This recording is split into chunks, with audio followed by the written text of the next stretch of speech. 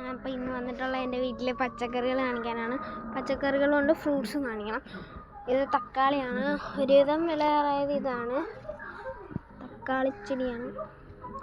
രണ്ട് കുഞ്ഞതൊക്കെ ഉണ്ട്.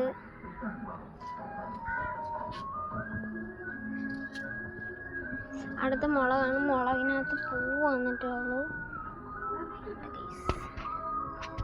പിന്നെ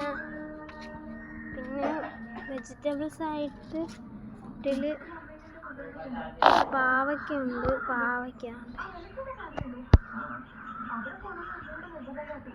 ഇവിടെയുണ്ട്.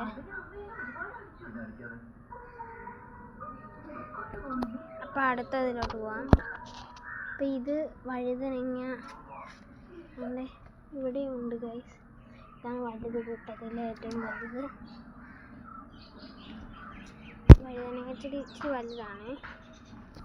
പിന്നെ ഇവിടെ കുറച്ച് മുളകുണ്ട്.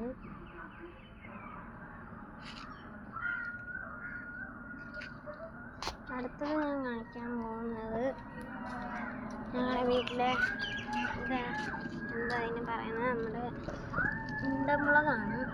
ഉണ്ടമുളകിൻ്റെ ചെടി ആയതേ ഉള്ളൂ. പിന്നെ ഡ്രാഗൺ ഫ്രൂട്ടിൻ്റെ ചെടിയുണ്ട്. പിന്നെ നമ്മുടെ ഇത് എന്താ പറയുന്ന ഫ്രാഷൻ ഫ്രൂട്ടിൻ്റെ ചെടി, പിന്നെ മിറാക്കൽ ഫ്രൂട്ടിൻ്റെ ചെടിയുണ്ട്. ഡ്രാഗൺ ഫ്രൂട്ടൊന്നും ആയിട്ടില്ല കേട്ടോ. മിറാക്കൽ ഫ്രൂട്ട് പണ്ട് ഇവിടെ ഒരു പന്തൽ പോലും ഉണ്ടായിരുന്നു. പിന്നെ ഇതെന്തോ ഒരു ചെടി, ഇതും മിറാക്കറാണ്. പിന്നെ ഇതിൽ അവിടെ വാഴയുണ്ട്. ഇതാണ് വാഴ. പിന്നെ ഇതല്ലാത്ത കുറേ ചെടികളാണ്. ഇതൊക്കെ പൂവിടുന്നുണ്ട്. അപ്പം ഇനി ഞങ്ങളുടെ വീടിൻ്റെ ബാക്കിലോട്ട് പോകാം.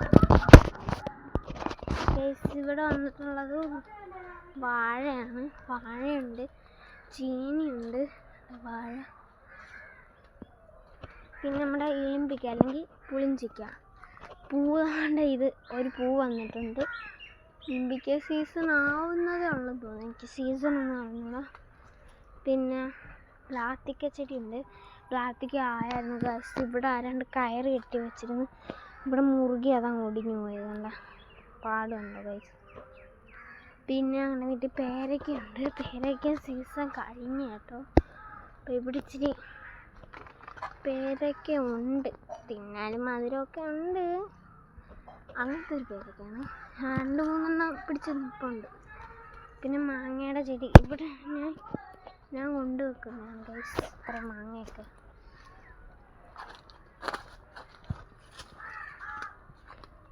ഞങ്ങളുടെ വീട്ടിൽ മാങ്ങ ആദ്യമായിട്ടാണ് ഗൈസ് മാങ്ങയാവുന്നത്. Okay guys.